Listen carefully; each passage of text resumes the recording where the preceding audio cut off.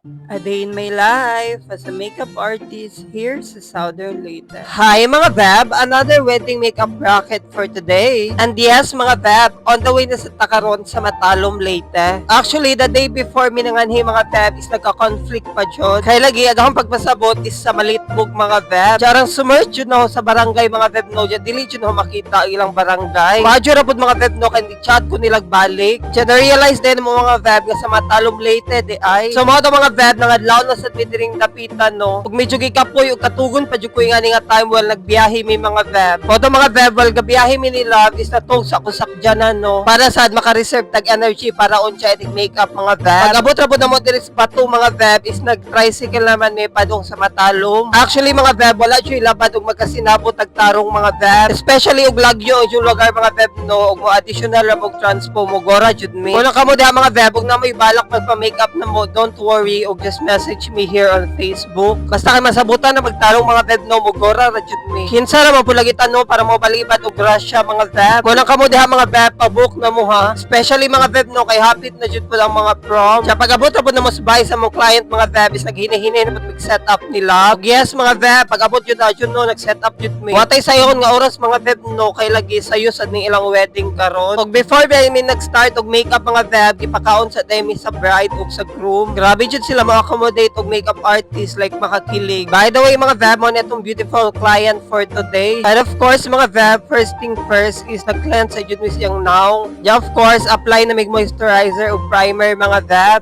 To be honest mga Beb, importante yung skin prep sa makeup kay para lami ang lapat sa makeup. And of course mga Beb, after everything, syempre mag-proceed na punta sa atong foundation. And of course mga Beb, dili na to kalimtan mag-bake no para lami ang plakado og siyang makeup. And of course, nag-blush na po ko diri mga Beb ug nose contour gamit na ho is from Easy & Co. I-blend ra jud na tarong mga Beb no kay grabe jud ka pigmented ning ilang mga makeup. By the way mga Beb, ug unsay jud nakitaan sa video mao jud na sa personal. Og every vlog mga Beb, same process ra jud akong ginabuhat. Syempre lahi-lahi man ta mga makeup artist no, lahi-lahi pud ang among process. To be honest mga Beb, every makeup artist na jud pud mingi struggle. Just sa makeup artist mga Beb, usa jud sa struggle para na ho is ka na mag-tight line kay magluha-luha ang client. Pero laban ra og mapangitaan mo paagi mga Beb. By the way, thank you so much atong beautiful nga bride sa pagsalig na to. No? And of course mga Beb, mo ni siyang before and after makeup look. O di ba mga Beb, super transform ug super elegant ang tirada ni Madam Diri. Like fresh and simple makeup yet very pasabog gihapon mga Beb. So sa mga nangita og hair and makeup artist for this special occasion mga Beb ha, don't hesitate to message me. Go na mga Beb, oy, adyo mo ka worry mga Beb kay very approachable at diring tapita. By the way mga Beb, after po na mo naka-makeup ni Madam is naginahinay na mag-pack up diri para manguli. Ug mao to mga Beb, thank you so much for always trusting us. Ug mao to for today's vlog. Bye mo oy.